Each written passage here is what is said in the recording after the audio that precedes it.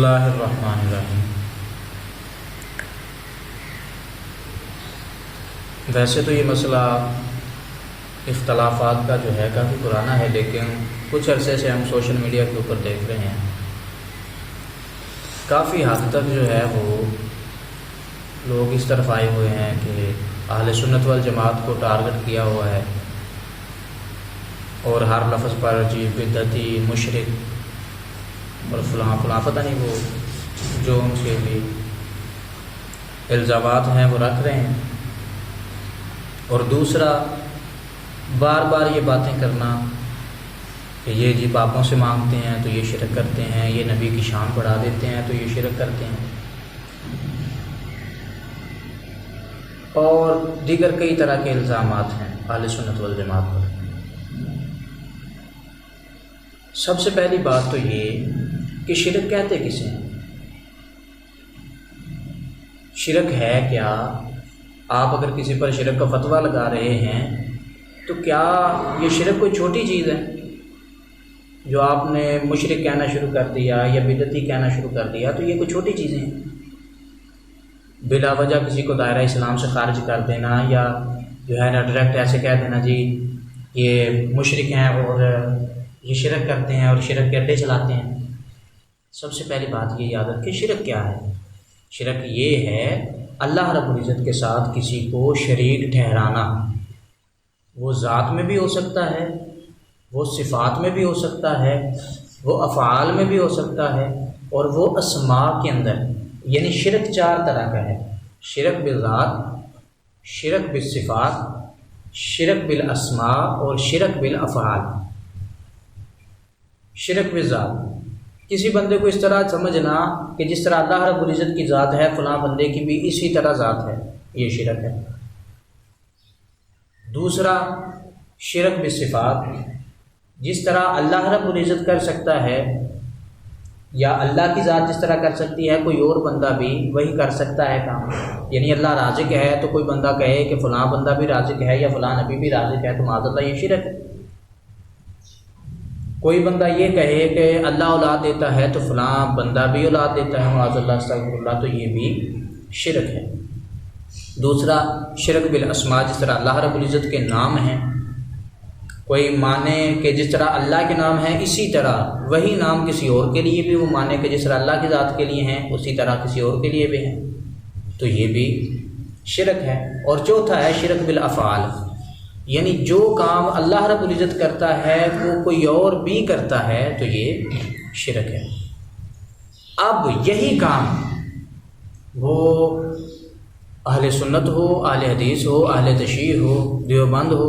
کوئی بندہ بھی ہو، اگر انہی الفاظ کے ساتھ وہ کہتا ہے نا کہ فلاں بندہ بھی یہ کام اسی طرح کرتا ہے جس طرح اللہ رب العزت کر سکتا ہے، تو یہ شرک ہے۔ اس کے اندر مسلک کا کوئی بھی عمل دخل نہیں ہے۔ لیکن اگر کوئی بندہ یہ مان رہا ہے کہ کوئی بھی دیتا ہے یا کوئی بھی کچھ کرتا ہے تو وہ اللہ کی عطا سے کرتا ہے، اگر ہم آقا کریم علیہ الصلوۃ والسلام کی شان بیان کر رہے ہیں اور ہم کہتے ہیں کہ آقا کریم علیہ الصلوۃ والسلام کی ذات کا کوئی مقابلہ نہیں، آپ کو علم غیب ہے یا آپ جو ہیں وہ نور ہیں یا آپ سب سے افضل ہیں، تو اس کے اندر یہ عقیدہ یا یہ ذہنیت کہاں سے آ جاتی ہے، یہ سوچ کہاں سے آ جاتی ہے کہ یہ جو ہے شرک ہو گیا کہ ہم اللہ کے نبی کی شان جو ہے وہ بڑھا رہے ہیں، جبکہ اہل سنت والجماعت کا یہ متفقہ عقیدہ ہے۔ ہمارے علماء فرما گئے ہیں، علماء نے کہہ دیا کہ اگر مثال دی جائے کہ اللہ رب العزت کی شان ایک سمندر کی طرح ہے، اور حالانکہ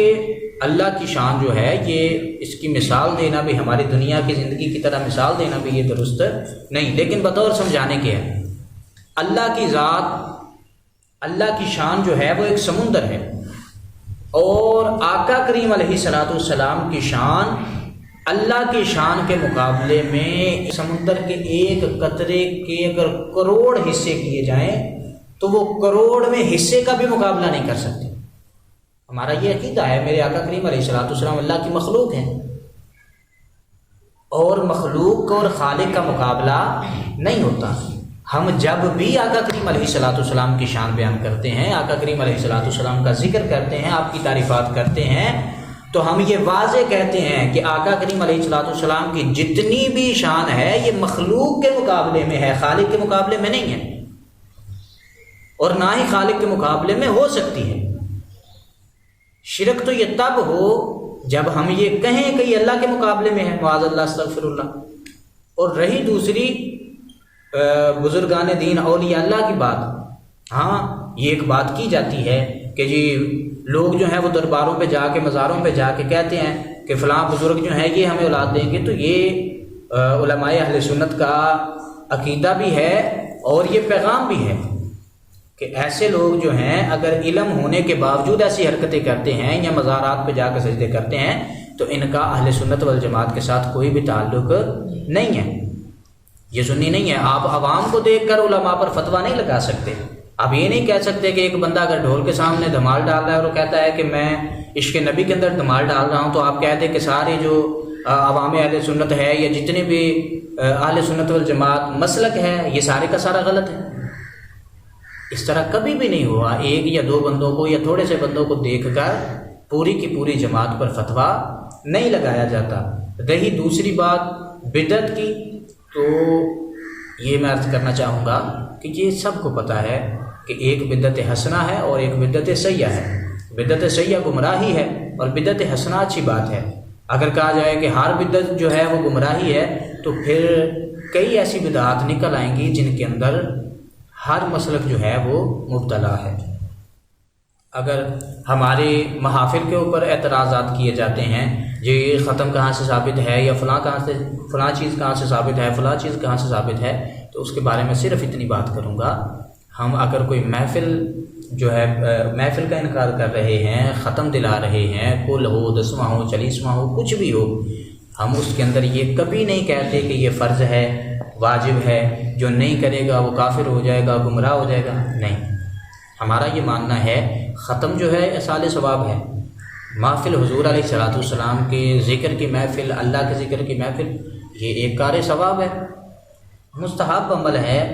آپ اپنے گھر کے اندر بیٹھ جائیں، قرآن پاک پڑھیں، اپنے والدین کے لیے، اپنے رشتہ داروں کے لیے دعا کریں، تو اس کے اندر کوئی بھی قباحت نہیں ہے۔ اگر ہر گمراہی کی بات کریں تو اس طرح کے کئی ایسی چیزیں نکل آئیں گی جو